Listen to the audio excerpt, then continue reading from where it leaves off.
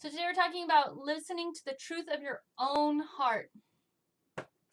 And the thing with the flack, the feedback that I got from the negative haters, the trolls or whatever, thank you, Troy, is that a lot of it is shame. A lot of it is shame-filled. And the idea of shame is to make someone feel bad and change their behavior. And the goal is that you shrink somebody's energy down to the point where they conform to a point that makes you feel comfortable. It's an attempt of control. It's like thinking, oh, if you shrink your energy down to a smaller way, then maybe I will feel safe, maybe I will feel comfortable.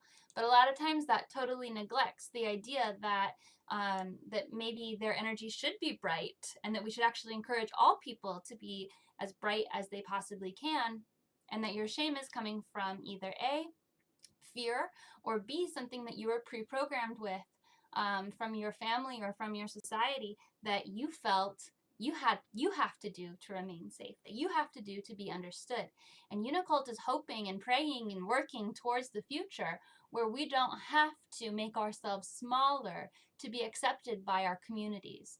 We are working toward the future where we can be our authentic selves, where we don't have to shrink ourselves or live in shame, so that we can be genuine with who we are and what we are and why we are in every moment.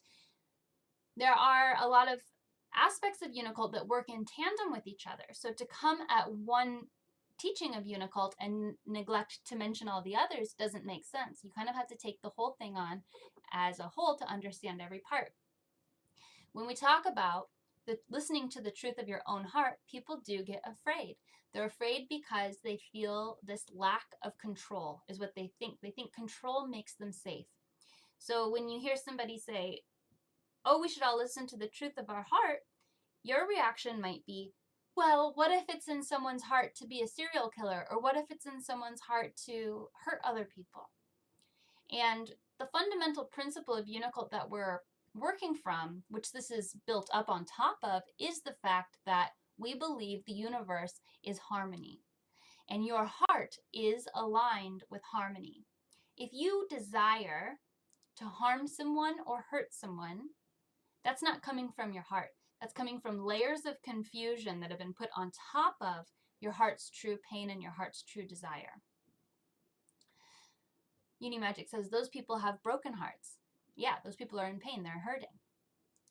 So when we talk about the truth of your heart, we come from the presupposition that every person's heart deep down is pure.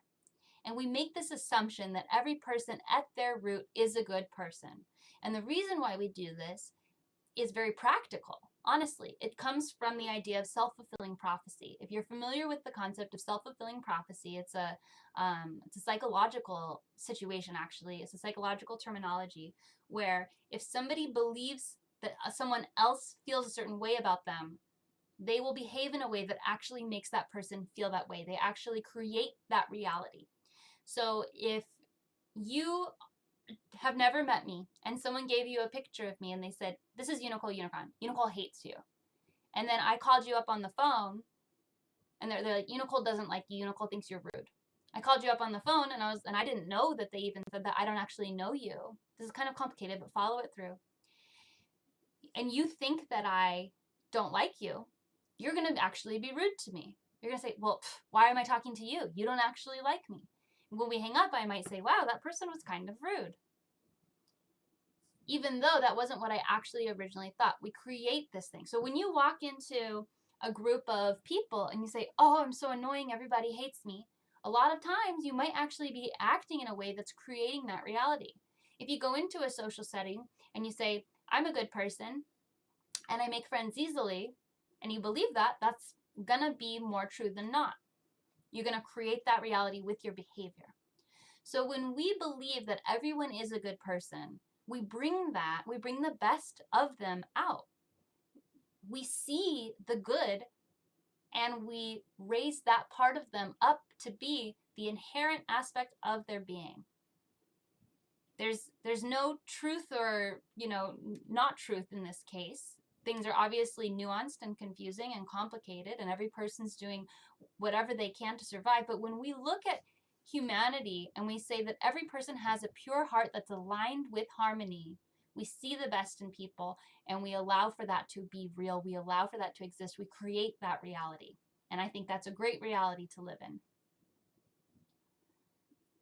So when we think about what the truth of your heart is, and we say every person's heart is pure, every person's heart is in alignment with all one. All one is another fundamental aspect of Unicult, which says that we are all part of the whole and that anything that anyone else feels, we feel too, whether or not we acknowledge it or not. So here's the details about the truth of your heart. Every single person is born unique, but we live in a society that expects us to fit into pre-established boxes. I was born and my parents said, "It's a girl." And then they dressed me in pink clothes and then they socialized me in a certain way. And they expected that I would grow up and be a girl. I'm not a girl. I'm actually gender nonconforming, but they didn't know that. And they tried to put me into a box. And I actually am gender nonconforming. I actually don't believe in gender at all. So that box didn't actually work for me. Maybe the boxes that you were born work for you. Maybe the boxes that you were born with and the expectations that society has expected you to be, you know, you're born into a certain socioeconomic class. You're born to parents who are either wealthy or poor or in the middle. And you sort of are expected to sort of continue on that path and to be in that same socioeconomic status.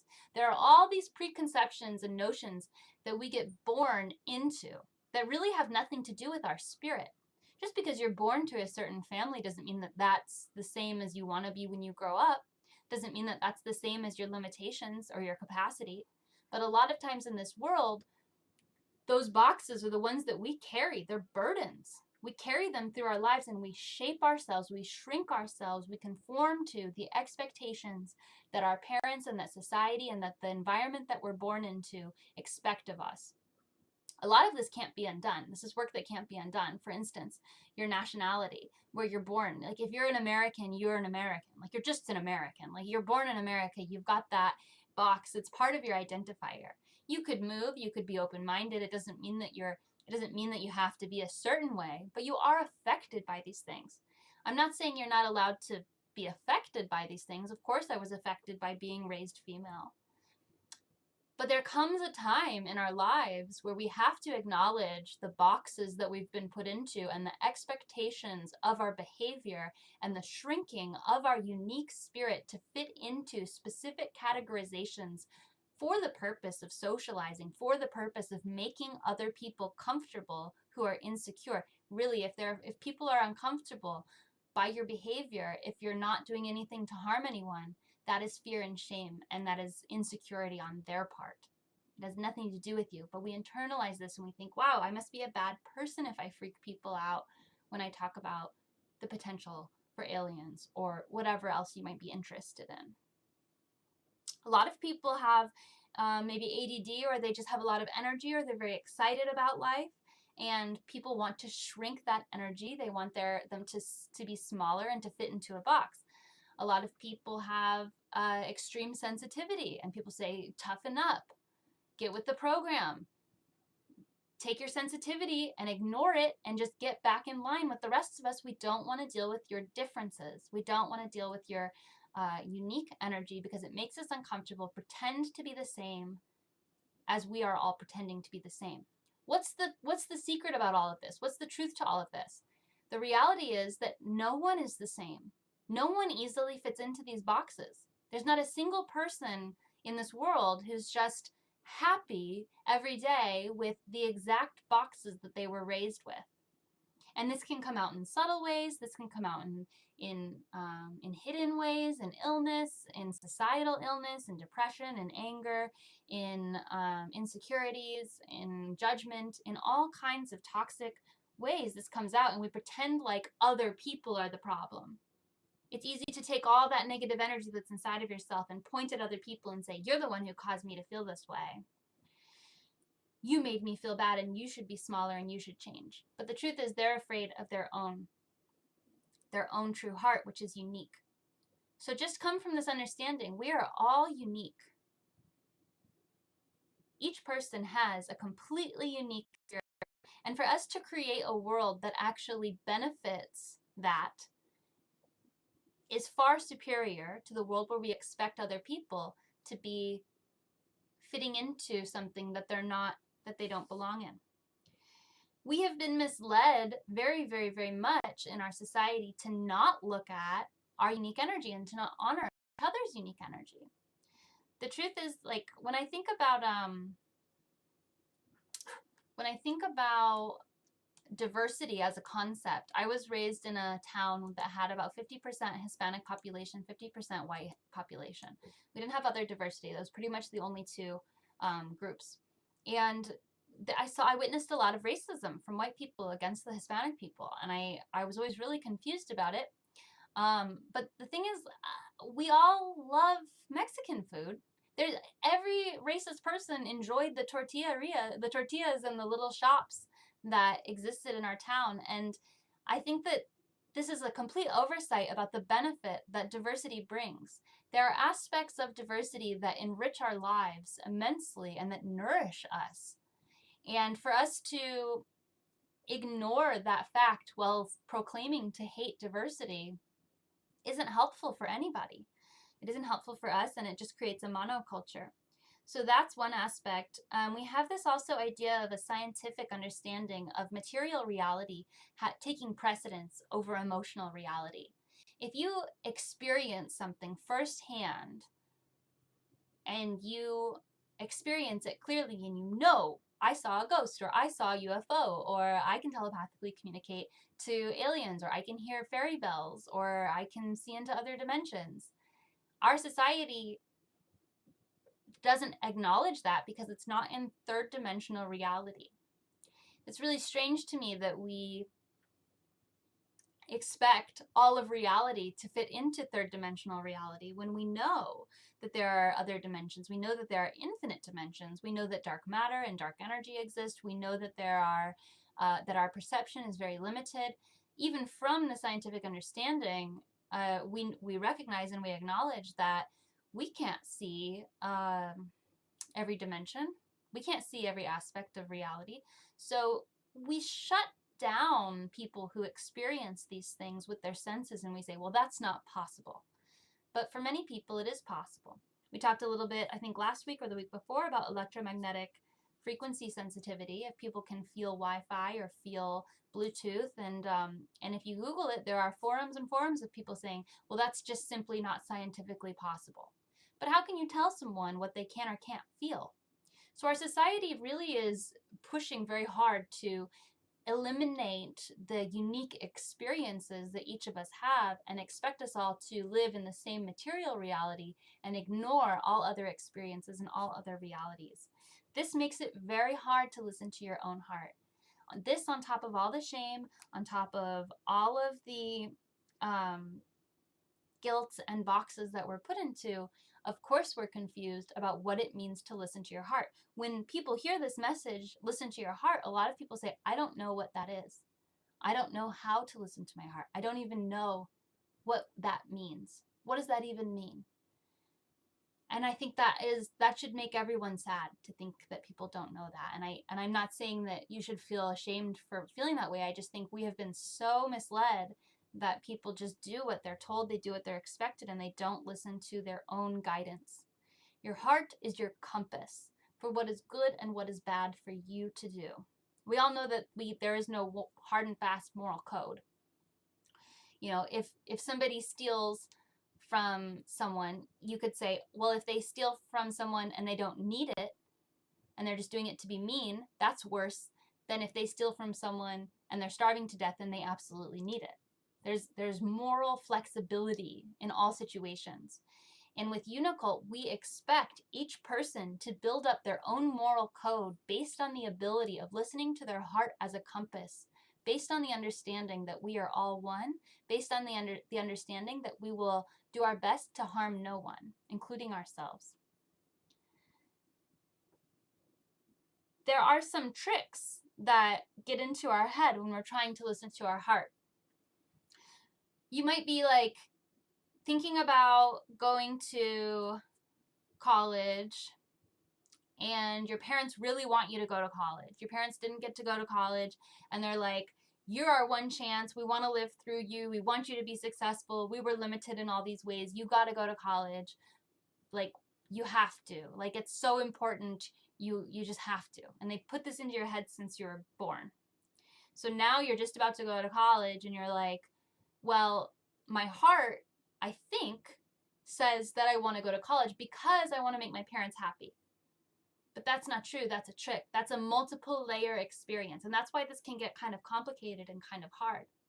At the root of your heart, you might be saying, I'm not saying you don't want to go to college. I'm saying in this particular situation, let's say this person doesn't actually want to go to college, or they feel like they might be drawn to doing other things.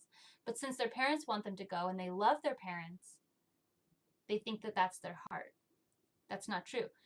Your heart is saying, I love my parents and I want to make them happy. That's true. But if you go to college and you don't want to go to college, who is that harming? That's harming yourself. So when you're harming yourself in order to make someone else happy, that's not all one. That's not harm none. You're harming someone. So you have to think from this perspective. Everything has to be completely deconstructed, and you have to understand your motivations for doing things, and you have to really feel into, is this a good thing or a bad thing for me, for my happiness, for my joy? When you make a decision that is right, your heart will expand, your body will feel light, and you'll know that it's the right decision. There's a few different things you can do. Sometimes decisions are neutral. I saw a really good TikTok the other day, and it was saying that to come from an abundance mind state when making a decision, you imagine both possibilities and you imagine that they both turn out great. And then you decide, okay, well, maybe you do want to go to college, maybe you don't, you're not sure. Well, imagine you go to college and it's great, or you imagine you don't go to college and it's great. That way you're not coming from a place of fear. It's really good to eliminate fear when you're trying to listen to your heart. So that's a really good way to hack this process. Another thing you can do is body test. You can either look up what that is, and you can see if your body goes forward or backwards when you think about a certain thing. You can also see if your hand is weak or strong when you have different ideas. I'm not going to go into all of that right now, but if you want to look it up, that's called body testing. And you can tune into your body. When you think, well, I guess I have to go to college because it's expected of me and I'm going to be a failure if I don't, and you feel this like sinking, heavy, shrinking feeling, that's not expansive. That's a downward spiral. That's a harmful thought. That's a harmful reality. If you think, well, what if I just didn't go to college? And what if I did art and I followed my heart? And your heart just gets lighter and lighter and your body starts to tingle and you start to sit up straighter and you feel so excited. That's expansive. That's your heart. That's what your heart truly wants to do. So you have to learn how to listen to your body in this way. You can also journal so that you can process these things. Sometimes I journal on paper. Sometimes I video journal just with live streaming, or I do it just privately. Sometimes I'll record myself processing emotions. Sometimes I post it. Sometimes I don't. That's, up to you, but it is nice to look at yourself on video. If you're processing something and you spill your guts and then you rewatch it, that's an intense way of processing things. You get to see yourself going through the emotions and explaining things. And then it's about identifying, where are you in fear, where are you in pain, and where can you make a decision that truly aligns with your internal heart. Your heart resonates with the frequency of the universe. And when you are true to yourself, you are aligning your energy with source energy, with the spirit of uni, with the highest energy that exists. You are calling in more divinity to come into your body and into your life, to activate your DNA, to activate your consciousness, to expand your consciousness, to create a world that is actually beneficial for everyone. You're creating a world that is actually nourishing and encouraging of each person to be their true self, and to give the benefits of the diverse experience. So I will take a few questions here. I had to close the chat box because it was a little toxic and distracting, but I have it open again now. So if anybody has any questions, about this topic. I'm happy. Cam Church is our weekly sermon. It's every Sunday.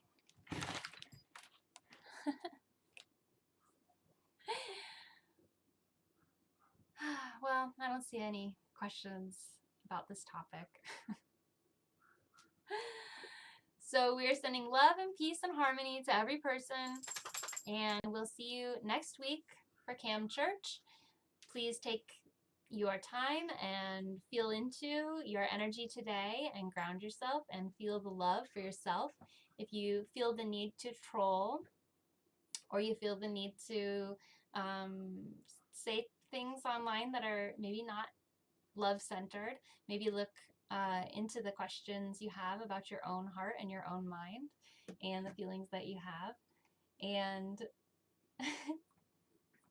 we are sending love and light to you. Uni bless.